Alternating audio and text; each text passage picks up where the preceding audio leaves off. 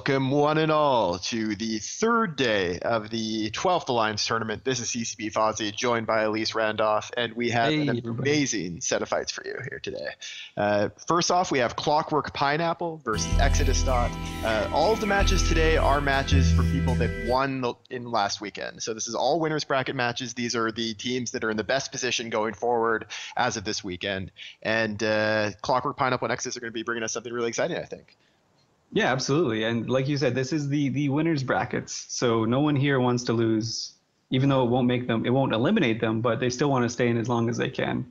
So what we've got so far is Exodus bringing a double rattlesnake with some frigates and a claymore for links. They've got two Molluses for dams, while Clockwork Pineapple went with a more throwback team with triple Sleipnirs and then worms and flycatchers and a Serb as their wing. They're really good at killing small ships, so this should be a really fun match. Lots of explosions. Yeah, I have to imagine those Molluses are sitting there pretty nervous, seeing all the light missile damage across the field from them. But the match has now begun. Both teams sent their bigger ships in a bit closer and kept their small guys out behind, but they came in from pretty close beacons, so they're actually not very far from each other.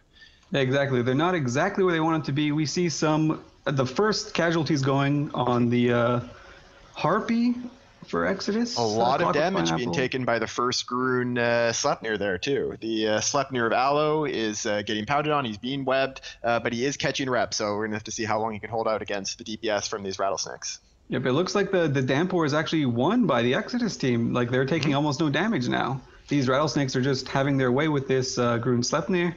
Aloe is about to need some aloe for the burn he's going to get.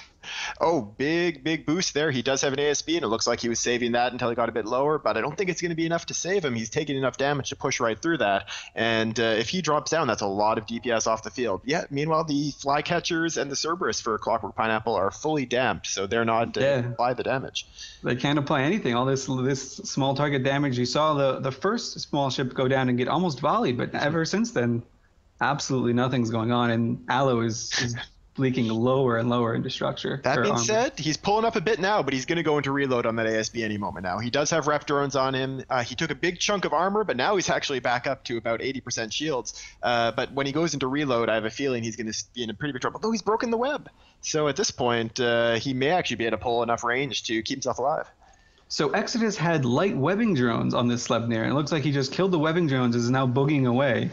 Those light web drones, probably a very interesting choice of drone. And now we see Exodus. Okay, wow. They're not able to apply that much damage anymore. The Aloe is still leaking. Oh, this is not good. He's probably on his reload cycle now. He needs to hold for another 30 or 40 seconds. I don't think it's going to be quite enough, although who knows? It's going to be pretty close. Meanwhile, the Worm and Crow that have gone down have both just basically fallen to all of the rail and light missile damage. Oh, Aloe is. I just got to think that was a boost there. I think he is now. If he reloaded, then he's good. He's good. There's light shield maintenance spots all over the place from the Clockwork team. Oh, he's into structure. So it's going to be very, very close. I'm not. He's leaving. Meanwhile, the Mollus is starting to take damage on the Exodus side. Exodus are now just splitting damage a little bit. The rattlesnakes are shooting the Sleipnir. Everything else is going on to the support wing of Clockwork. So they're trying to keep the Logi honest, which is a good tactic. Aloe is holding on, but they need to be killing some stuff during this time. He's earning the team a whole lot of time, but they're not getting the kills to make up for it. Yep. Meanwhile, these Molluses on the Exodus side are somehow managing to live in spite of everything. And now a new Sleipnir is taking damage.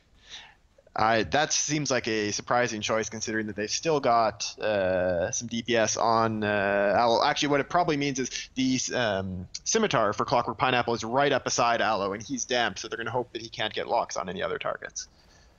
Yeah. Oh, the first Mollus dies. The fight just got a lot easier for Clockwork, but I don't know if they were able to kill it that fast. Yeah, I mean, fast enough, I should say. At the moment, all the damps that we're seeing on Clockwork Pineapple are on the Scimitar, and he is right beside Aloe, so he can rep that Sleipnir that's still taking damage. But Aloe is still breaking. He's in very low structure, and I'm sure he's going to explode any moment now. Oh, look, just taking slivers. There he goes. There he goes. All right, lead firmly in Exodus's hand now, I'd say.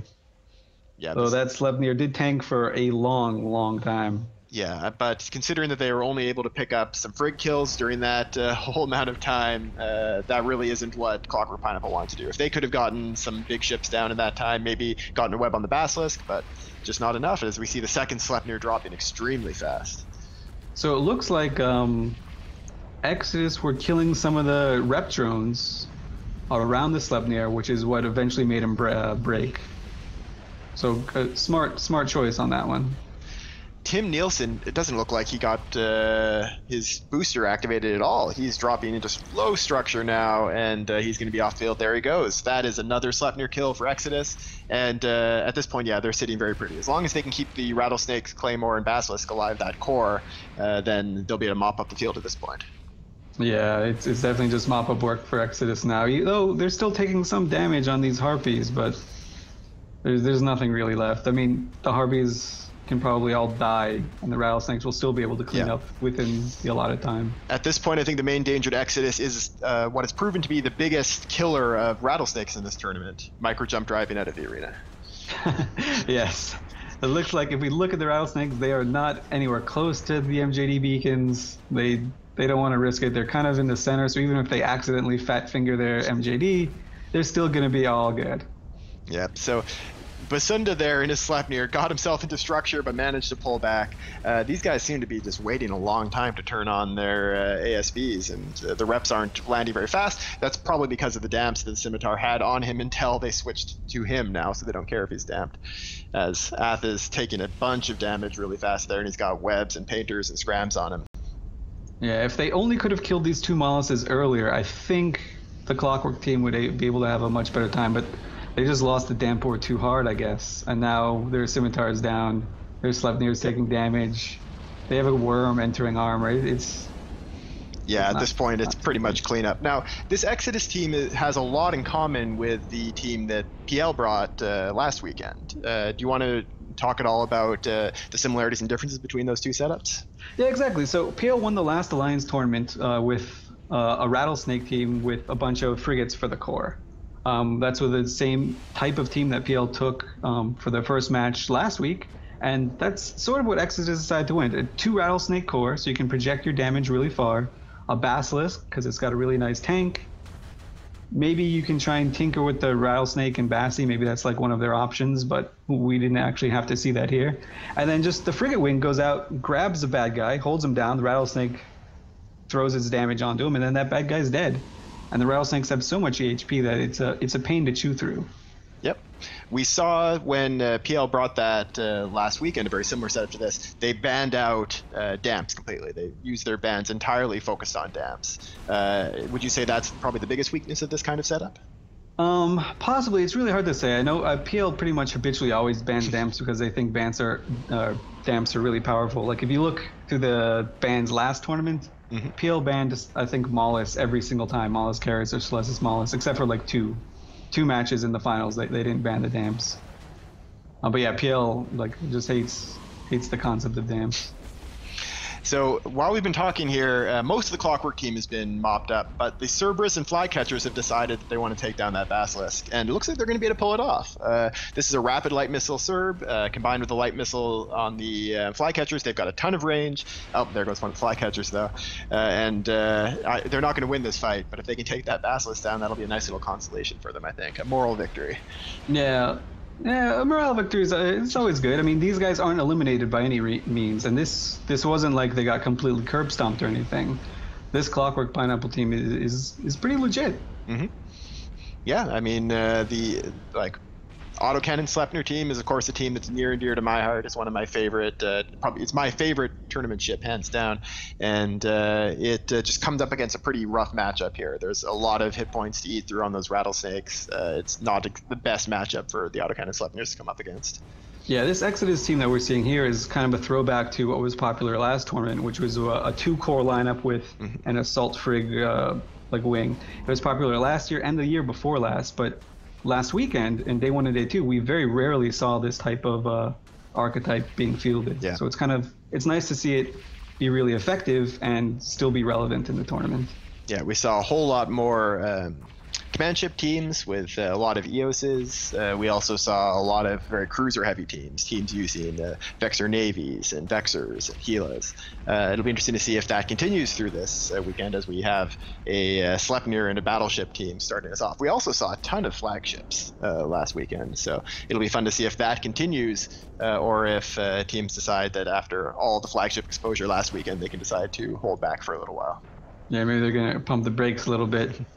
But interestingly enough, neither of these teams banned out the EOS, and neither of the teams even care to even consider bringing an EOS or any EOS type team. I mean, Clockwork banned the Navy Vexor, but that hasn't stopped other teams before. So is this like a week 2 meta is like down with the EOS, or is it just these two teams that don't care? Yeah, it'll be very interesting to see how that continues. We've got a whole bunch more of these winter bracket matches coming up.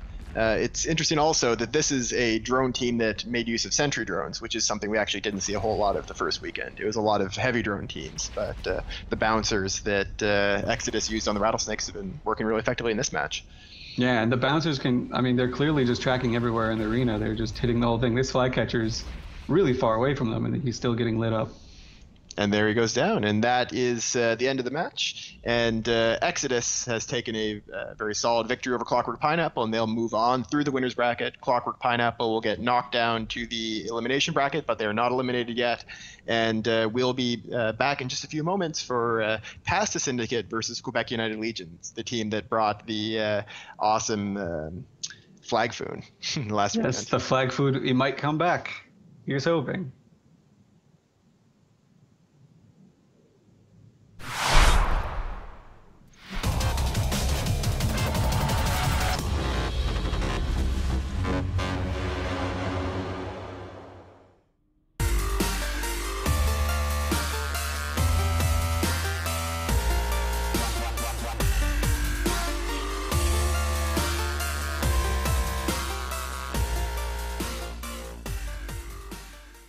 For day 4, that means that pretty much only the good teams and Test Alliance are left.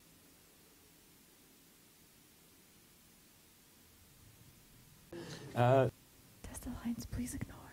Worst of the best. Delicious spaghetti you eat while waiting for a prey to put its shiny paw into his career. So you always let jump, and let the body hit the floor, and that is how the glue comes.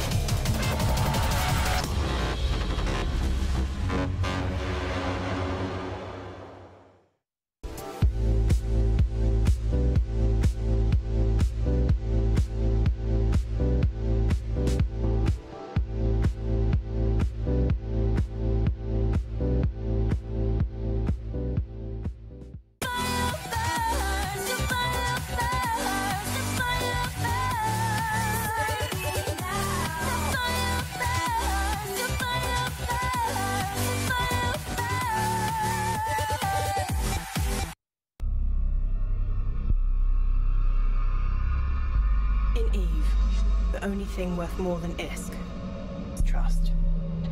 This October 4th in Amsterdam, Eve is real.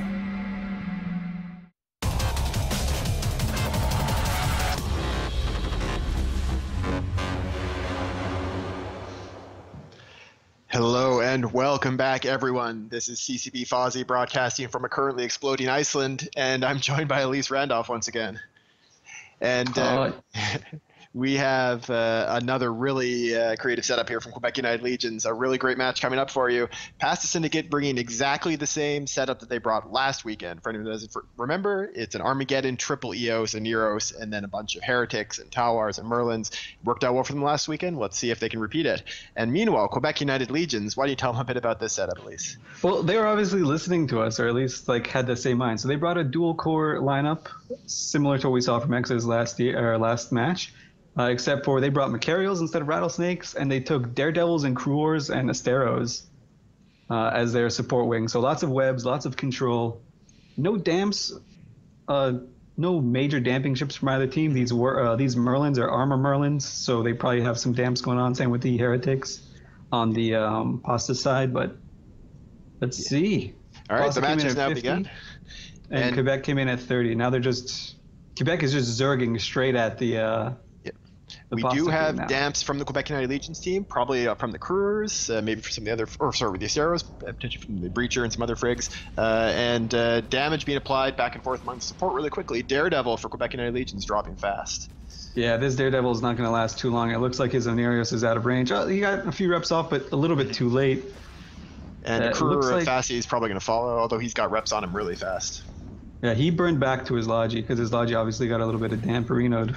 But these Crewers, there's a Daredevil and a Crewer all the way behind the Past the Syndicate line. They've already looped around the other team. They're probably going to be going for the Neros, and that Crewer can cause a lot of trouble for Capgoose and Neros if they can keep him alive.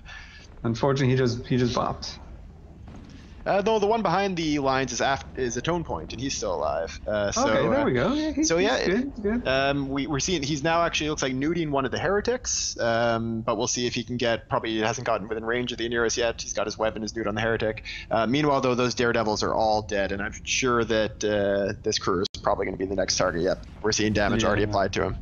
This Pasta Syndicate team is doing the smart thing. They're killing all of the tackle things, making sure their Logi can ride free and kite around.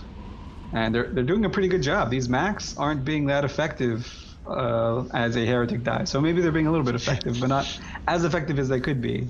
That Heretic is actually